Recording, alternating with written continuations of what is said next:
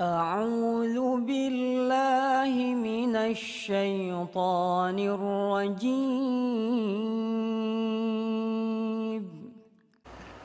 السلام عليكم ورحمة الله وبركاته.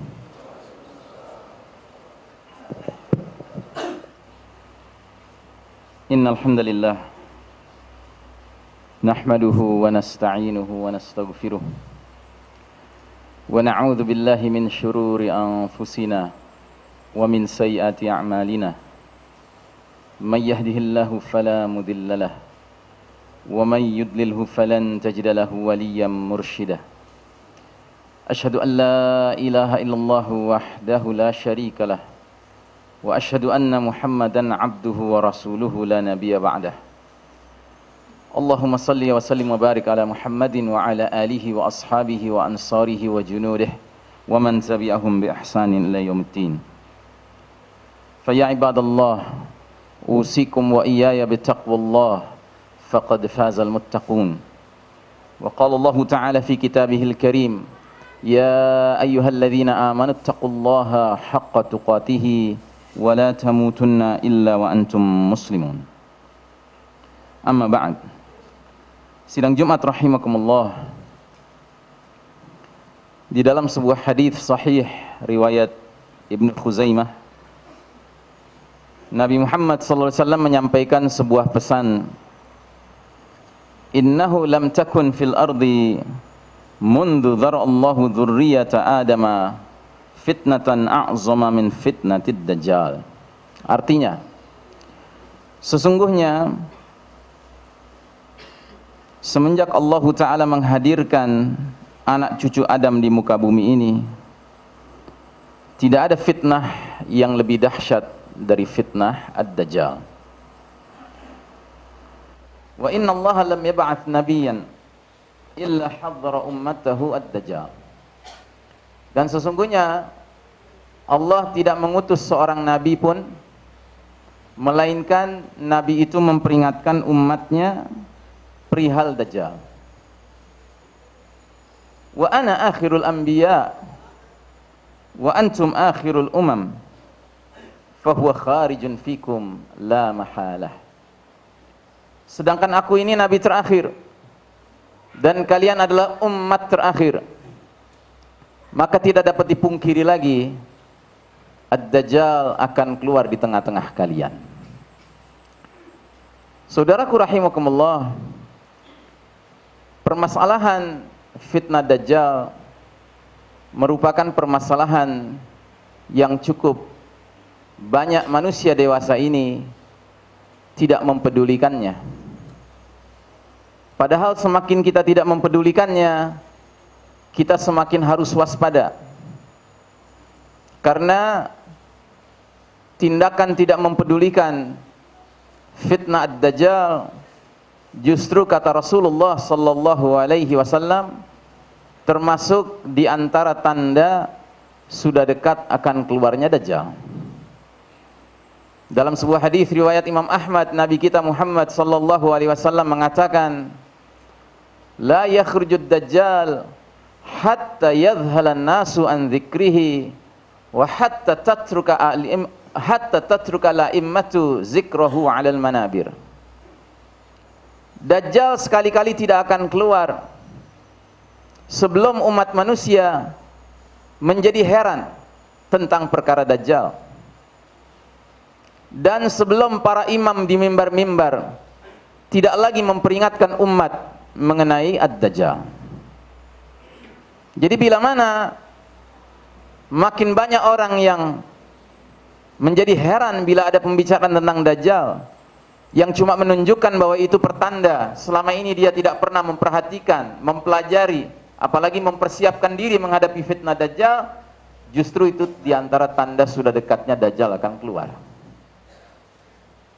Termasuk bila mana di mimbar-mimbar para penceramah, para muballigh, para asatidz, para khutbah tidak lagi memperingatkan umat ini mengenai fitnah dajjal, itu juga termasuk di antara tanda sudah dekat ad-dajjal akan keluar. Nah, saudaraku rahimakumullah, Dalam sebuah hadis yang lain lagi, Nabi Muhammad SAW pernah mengatakan, bila Dajjal nanti sudah keluar, dia akan menjelajah ke semua negeri, semua kampung, semua kota. Dia masuk ke semuanya. Illa Makkah wal Madinah, kecuali Mekah dan Madinah. Kedua kota ini diharamkan oleh Allah untuk bisa dimasuki oleh Ad-Dajjal.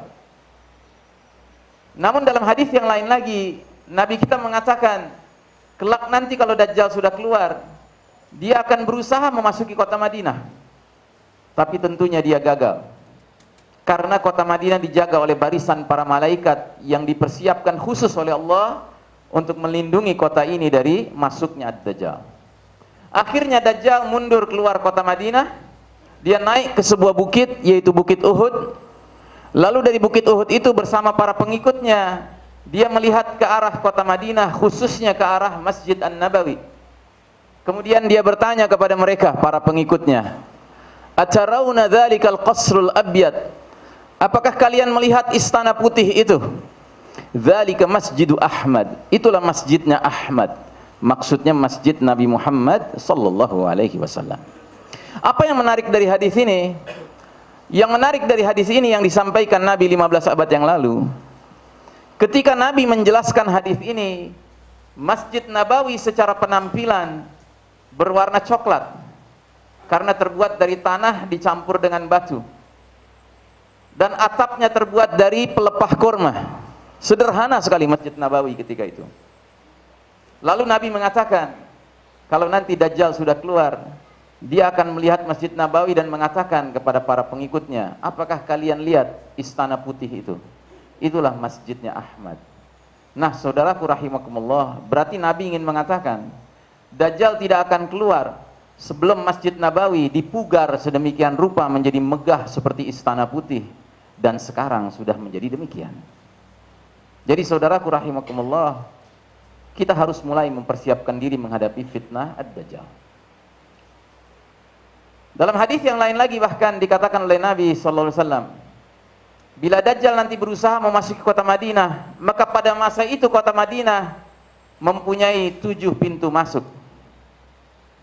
Sedangkan di zaman Nabi, kota Madinah ukurannya tidak sebesar kota Madinah sekarang. Dan orang bisa memasuki kota Madinah dari arah mana saja, entah dengan berjalan kaki, mengendarai kuda, onta, keledai, dan lain sebagainya. Tetapi kalau kita lihat sekarang kota Madinah, memang ada 7 jalan seperti jalan tol untuk memasuki kota Madinah. Seolah-olah Nabi ingin mengatakan bahwa sekarang inilah ketika sudah ada 7 pintu masuk kota Madinah, Dajjal itu akan keluar. Nah, jadi saudaraku rahimakumullah, marilah kita mulai mempersiapkan diri menghadapi a'zamul fitnah, fitnah yang paling dahsyat sepanjang zaman ini. Saudaraku rahimakumullah, selanjutnya orang suka bertanya, Dajjal itu makhluk seperti apa? 15 abad yang lalu ada seorang Arab Palestina bernama Tamim Ad-Dari. Dia Arab tetapi dia Nasrani, bukan Muslim. Dia adalah seorang pelaut. Lalu dalam sebuah pelayaran bersama 30 awak kapalnya, semuanya dari suku Palestina, suku Lahom dan Judam. Mereka menaiki sebuah kapal, lalu kapal mereka diterpa ombak badai selama 1 bulan. Akhirnya kapal itu sampai ke sebuah pulau kecil. Lalu ketika mereka turun di pulau kecil itu, Tamim Ad-Dari dan awak kapalnya melihat sebuah biara di dalam pulau itu. Biara adalah tempat ibadahnya kaum Nasrani. Namun berbeda dengan gereja, biara itu ada yang tinggal di dalamnya. Maka ketika Tamim Ad-Dari masuk ke dalam biara ini, ternyata dia melihat sosok yang sangat menarik perhatiannya dan mengejutkannya tentunya. Dia mengatakan dalam hadis tersebut, Ra'aina a'zamu insanin, kami melihat manusia yang paling besar yang pernah kami lihat. Namun manusia ini terikat di 2 tempat, di tangannya ke arah lehernya, dan di kakinya dari mata kaki hingga lututnya terikat dengan ikatan besi. Maka ketika laki-laki ini yang besar badannya ini berjumpa dengan Tamim Ad-Dari, dia langsung mengajukan pertanyaan demi pertanyaan. Dan pertanyaannya rata-rata mengenai Palestina. Di antara pertanyaannya adalah dia bertanya tentang kurma Baisan. Baisan adalah sebuah desa di Palestina. Maka Tamim Ad-Dari bertanya, apanya yang kamu tanyakan? Apakah berbuah kurmanya? Kata Tamim Ad-Dari, buahnya banyak. Maka kata lelaki ini, ketahuilah, tidak lama lagi dia tidak akan berbuah. Kemudian yang kedua dia bertanya tentang Buhairah Tabariyah, Danau Tiberias, yang lagi-lagi juga adanya di Palestina. Maka Tamim Ad-Dari mengatakan, ada apa dengan danau itu? Apa yang kau mau tanyakan? Apakah ada airnya? Kata Tamim Ad-Dari, airnya banyak, orang mandi darinya. Kemudian kata lelaki ini, ketahuilah sebentar lagi dia akan mengering. Lalu kemudian dia bertanya tentang nabi orang-orang yang buta huruf. Maka kata Tamim Ad-Dari, iya, nabi itu sudah datang. Dia tadinya di Mekah, sekarang tinggal di Yasrib. Maksudnya Nabi Muhammad SAW, dan bahwa Nabi ketika itu sudah hijrah dari Mekah ke Madinah. Kemudian dia bertanya, apakah orang-orang memerangi dia? Iya, dia diperangi dan dia memenangkan peperangan itu. Dan sekarang orang-orang mematuhi dia. Maka kata laki-laki ini, itu sudah terjadi? Iya, itu sudah terjadi. Kemudian kata laki-laki ini, ketahuilah, itulah yang baik untuk mereka, mematuhi Nabi yang buta huruf itu. Kemudian di ujung dialognya, laki-laki ini berkata, ukhbirukum anni, akan kukabarkan kepada kalian siapa diriku. Ana al-Masihud Dajjal, akulah al-Masihud Dajjal. Dan tidak lama lagi aku akan keluar. Dan bila aku keluar nanti, aku akan mengelilingi semua kota di dunia ini selama 40 malam, kecuali Mekah dan Madinah, karena dua kota ini diharamkan bagiku. Maka Tamim Ad-Dari segera meninggalkan pulau tersebut bersama awak kapalnya menuju ke Madinah. Dia ceritakan panjang lebar apa yang dia alami, apa yang dia saksikan kepada Nabi SAW. Dan Nabi membenarkan apa yang telah dialami oleh Tamim Ad-Dari. Artinya, dari hadis ini dapat kita simpulkan, Ad-Dajjal itu insanun, manusia. Tetapi sudah barang tentu manusia yang tidak seperti manusia pada umumnya. Pertama, badannya besar. Dan kedua, usianya panjang. Bayangkan di zaman Nabi dan para sahabat sudah ada dia. Dan yang ketiga, diizinkan oleh Allah Ta'ala, dia dapat meramalkan beberapa hal yang ternyata ramalannya sekarang pun sudah mulai menjadi kenyataan. Kalau kita ikuti berita, maka Baisan, desa di Palestina, sudah menjadi sebuah kota pariwisata. Dia bukan lagi desa pertanian, yang otomatis pohon-pohonannya sudah sangat berkurang, termasuk pohon kormanya, sehingga kurma Baisan sekarang sulit sekali dijumpai. Begitu juga dengan Danau Tiberias. Danau Tiberias beberapa tahun belakangan ini menjadi danau yang sangat minim airnya. Bahkan pada tahun 2008 dia sempat menyentuh titik di mana sama sekali kering.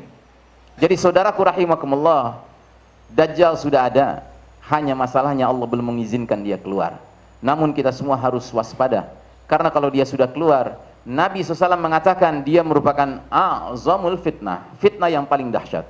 Dan di antara fitnah yang akan dia lakukan adalah dia akan memiliki banyak sekali tipu daya yang Allah izinkan kepada dia, Allah berikan kepada dia, sambil dia akan mengaku-ngaku di hadapan umat manusia, ana rabbukum, akulah Rabb kalian, Tuhan kalian. Nah saudaraku rahimakumullah, mungkin ada di antara kita yang terheran-heran, masa iya ada seorang manusia yang mengaku dirinya Rabb kemudian dipercayai oleh manusia lainnya? Jangan heran, karena jangankan Dajjal sudah keluar, sedangkan Dajjal belum keluar saja, di zaman kita sekarang ini sudah ada manusia yang diperlakukan oleh manusia lainnya sebagai Tuhan, sebagai Rabb. Contoh yang paling nyata adalah kasus yang terjadi di Suriah sekarang. Di Suriah, mereka memiliki seorang presiden bernama Bashar Assad, yang agamanya adalah Syiah Nusairiyah Alawid. Dan rakyatnya sebahagian juga seagama dengan dia. Hanya 10% rakyatnya yang Syiah Nusairiyah Alawid. Namun mereka benar-benar berpegang kepada ajaran Syiah. Apa itu ajaran Syiah? Sebagaimana kata Khomeini mengatakan dalam kitabnya Al-Hukum Al-Islamiyah, bagi kami kaum Syiah, pemimpin-pemimpin kami, imam-imam kami, kedudukannya, derajatnya lebih tinggi dari para nabi dan para malaikat. Artinya mereka memperlakukan pemimpin mereka, imam-imam mereka setara dengan Allah Subhanahu wa taala. Oleh karenanya sekarang di Suriah, rakyat Suriah yang seagama dengan Presiden Bashar Assad, bukan hal yang aneh kalau mereka biasa bersujud di hadapannya. Mereka memperlakukannya sebagai Tuhan. Jadi saudaraku rahimakumullah, jangankan nanti Dajjal sudah keluar dengan segala tipu dayanya yang sangat luar biasa, sedangkan sekarang pun sudah ada manusia yang diperlakukan sebagai Tuhan, laksana Dajjal. Oleh karenanya saudaraku rahimakumullah, marilah kita mewaspadai fitnah Dajjal ini, karena dengan berjalannya waktu bukan semakin jauh jadwal keluarnya Ad-Dajjal, tetapi semakin mendekat. Nah, saudaraku rahimakumullah, ada sebuah hadis yang bahkan lebih terkait dengan kita semua di sini yang patut kita waspadai. Dikatakan dalam sebuah hadis riwayat Imam Ahmad, "Dzukirat Dajjalu 'inda Rasulillah sallallahu alaihi wasallam. Faqala, la anna la fitnatu ba'dikum akhwafu 'indi min fitnatid Dajjal." Ad-Dajjal suatu ketika disebut-sebut oleh para sahabat di dekat Rasulullah sallallahu alaihi wasallam. Maka Nabi mendengar para sahabat mendiskusikan tentang Dajjal. Nabi berkata, "Sungguh fitnah sebagian kalian lebih aku takutkan dari fitnah Dajjal. Dan tidak ada seorang pun yang selamat menghadapi berbagai fitnah sebelum fitnah Dajjal, melainkan dia akan selamat pula menghadapi fitnah Dajjal sesudahnya. Dan tidak ada satupun fitnah yang terjadi di muka bumi ini, baik kecil maupun besar, kecuali untuk menjemput kedatangan fitnah Ad-Dajjal." Jadi saudaraku rahimakumullah, Nabi mengatakan sebelum Dajjal keluar, seperti kondisi kita sekarang ini, ada fitnah lain yang Nabi bahkan lebih khawatirkan. Fitnah apakah itu? Aqulu qauli hadza astaghfirullah li wa lakum innallaha huwal ghafurur rahim.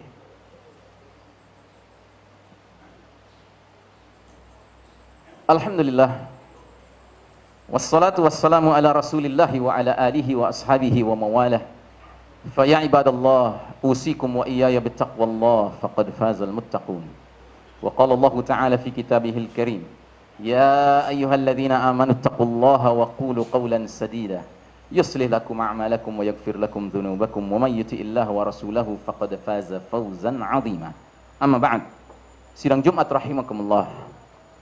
Melanjutkan hadis tadi, di dalam hadis lainnya lagi disebutkan, la ghairud dajjali akhwafuni ala ummati qalaha thalathan. Suatu ketika Abu Dzar Al-Ghifari radhiyallahu an berjalan bersama Rasulullah sallallahu alaihi wasallam. Kemudian Nabi berkata kepada Abu Dzar, selain Ad-Dajjal, ada yang lebih aku takuti atas umatku. Dan Nabi menyebutkannya sampai 3 kali, sehingga Abu Dzar tidak bisa tidak menjadi penasaran dan bertanya, ya Rasulullah, ma hadzal ladzi ghairud dajjali akhwafuka ala ummatik? Ya Rasulullah, yang kau takuti atas umatmu selain Ad-Dajjal itu apa? Maka Nabi mengatakan, a'immatan mudillin, para pemimpin yang menyesatkan. Jadi Nabi Muhammad SAW lebih khawatir lagi bahwa sebelum kemunculan Dajjal, umat ini akan kena sebuah fitnah, yaitu munculnya para pemimpin yang menyesatkan. Nah, saudaraku rahimakumullah, di dalam sebuah hadis riwayat Imam Ahmad secara panjang lebar, Nabi Muhammad SAW menyatakan sebuah hadis tentang ringkasan sejarah umat Islam. Dan dalam hadis tersebut ternyata Nabi menjelaskan, sejak Nabi Muhammad SAW diutus hingga datangnya as-sa'ah, umat akhir zaman ini akan mengalami 5 babak perjalanan sejarahnya. Dan ketahuilah, kita yang sekarang hidup di abad modern ini berada di babak keempat. Dan kalau kita banding-bandingkan babak keempat ini dengan babak-babak sebelumnya dan babak sesudahnya nanti, babak terakhir, babak kelima, maka babak keempat ini bisa dikatakan merupakan the darkest chapter of the Islamic history, babak yang paling kelam dalam sejarah Islam. Sebab Nabi menyebut babak keempat ini dengan babak kepemimpinan mulkan jabariyan, para penguasa yang memaksakan kehendak mereka, mengabaikan kehendak Allah dan Rasulnya. Saudaraku rahimakumullah, pantas bila mana Nabi Muhammad SAW mengatakan dalam sebuah hadis yang diriwayatkan oleh Imam Muslim, ini hadis sahih, satakunu umara'u fata'arifuna wa tunkirun, faman 'arifa bari'ah wa man ankara salima, walakin man radiya wa taba'. Artinya, akan muncul para pemimpin yang kalian kenal tapi kalian ingkari mereka. Orang yang membenci mereka akan terbebaskan dari tanggungan dosa. Orang yang tidak menyetujui mereka akan selamat. Namun orang yang rela dan menyetujuinya, dia tidak akan mendapat penanggungan dosa. Artinya dia tidak akan terbebaskan dari dosa. Jadi saudaraku rahimakumullah, inilah fitnah yang lebih dahsyat yang harus kita waspadai, saudaraku rahimakumullah. Munculnya para pemimpin yang menyesatkan. Siapa yang dimaksud dengan pemimpin yang menyesatkan? Sudah barang tentu pemimpin yang menyesatkan adalah pemimpin yang di dalam kepemimpinannya tidak memimpin dengan petunjuk Allah dan Rasulnya. Itulah pemimpin yang menyesatkan. Karena selain dari petunjuk Allah dan Rasulnya, tidak ada petunjuk kecuali petunjuk Allah dan Rasulnya. Oleh karenanya di dalam Al-Quran Allah Ta'ala sampai memperingatkan kita dengan gambaran apa yang bakal terjadi di hari berbangkit kelak nanti. Allah Ta'ala menggambarkan diantaranya dalam surat Ibrahim ayat 21. Ba'da a'udzu billahi minasyaitonir rajim. Wa barazu lillahi jami'an faqala ad-du'afa'u lilladzina istakbaru inna kunna lakum tab'an fahal antum mughnuna 'anna min 'adzabillahi min syai'. Dan mereka semua di padang mahsyar nanti akan berkumpul untuk menghadap kehadirat Allah Subhanahu wa taala. Lalu orang-orang yang lemah akan berkata kepada orang-orang yang sombong. Saudaraku rahimakumullah, bila di dalam Al-Qur'an ada istilah orang-orang yang lemah dan orang-orang yang sombong, biasanya Allah sedang membicarakan tentang mantan rakyat sewaktu di dunia. Itulah orang-orang yang lemah. Karena umumnya rakyat adalah lemah. Dan bila Allah menyebutkan alladzina istakbaru, orang-orang yang menyombongkan diri, maksudnya adalah penguasa pada umumnya, mantan penguasa waktu di dunia pada umumnya. Karena kebanyakan penguasa umumnya sombong. Dengan otoritasnya, dengan kekuasaannya, dia bukan tunduk kepada Allah Ta'ala, dia menjadi orang yang sombong, mengabaikan petunjuk Allah dan Rasulnya. Nah oleh karenanya kelak di hari berbangkit nanti, mantan rakyat yang telah dipimpin oleh para penguasa yang sombong ini akan berkata, sesungguhnya kami dahulu adalah pengikut-pengikut kalian, maka dapatkah kalian menghindarkan kami dari azab Allah walaupun sedikit saja? Maka apa jawaban dari mantan-mantan penguasa ini? Qalu law hadanallahu lahadainakum. Mereka menjawab, andaikan kami dahulu mendapat petunjuk dari Allah, niscaya kami bisa memberi petunjuk kepada kalian.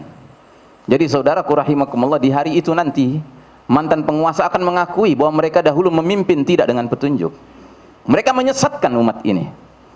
Dan mereka mengatakan, bagaimana kami bisa beri petunjuk pada kalian kalau kami sendiri nggak mendapat petunjuk. Tapi waktu di dunia tentunya ini tidak mereka jelaskan, tidak mereka kemukakan. Akhirnya di ujung pembicaraannya mereka mengatakan, sawa'un alaina ajazi'na am sabarna ma lana min mahis.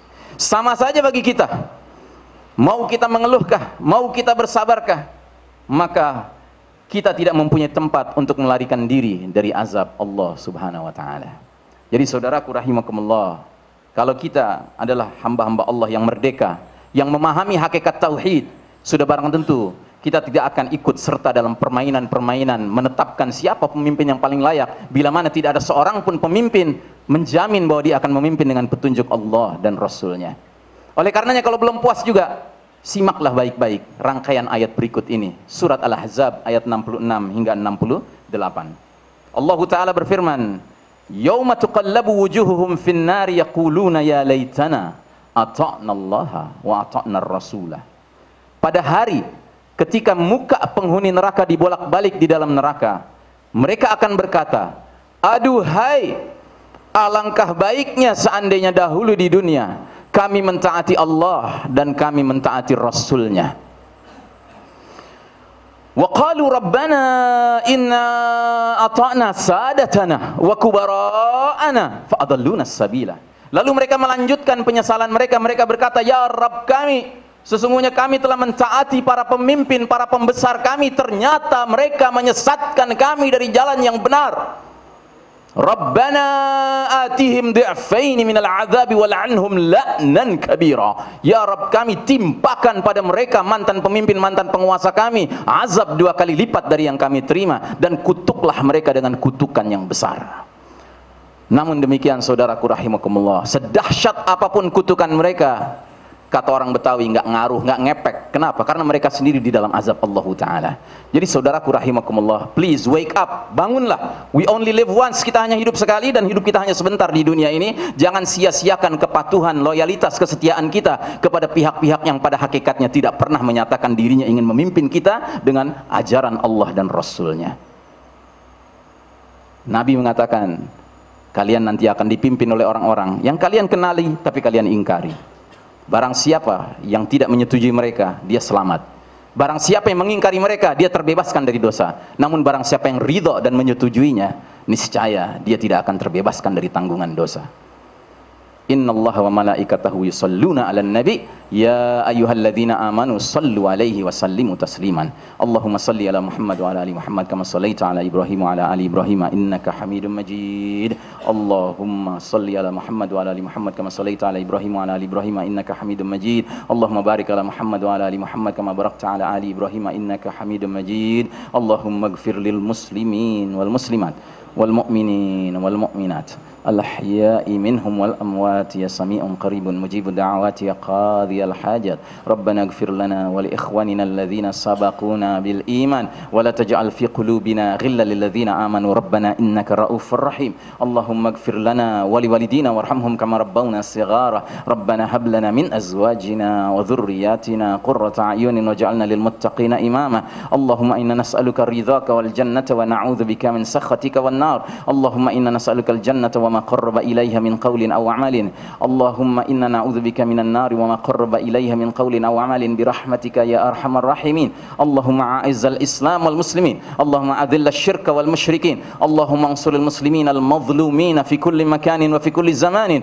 برحمتك يا أرحم الراحمين اللهم انصر إخواننا المؤمنين المخلصين الموحدين المجاهدين في سبيل الله في كل مكان وفي كل زمان خاصة في الشام في فلسطين يمن إيراق أفغانستان تشنيا كشمير باكستان سوماليا سودان مالي فلبين تايلاند ميانمار بورما أمبون بوسو سوريا ليبيا مصر وفي كل مكان وفي كل زمان برحمتك يا أرحم الراحمين اللهم إنا نعوذ بك من عذاب جهنم ومن عذاب القبر ومن فتنة المحيا والممات ومن شر فتنة المسيح الدجال ربنا آتنا في الدنيا حسنة وفي الآخرة حسنة وقنا عذاب النار والحمد لله رب العالمين إن الله يأمر بالعدل والإحسان وإيتاء ذي القربى وينهى عن الفحشاء والمنكر والبغي يعظكم لعلكم تذكرون ولذكر الله أكبر وأقم الصلاة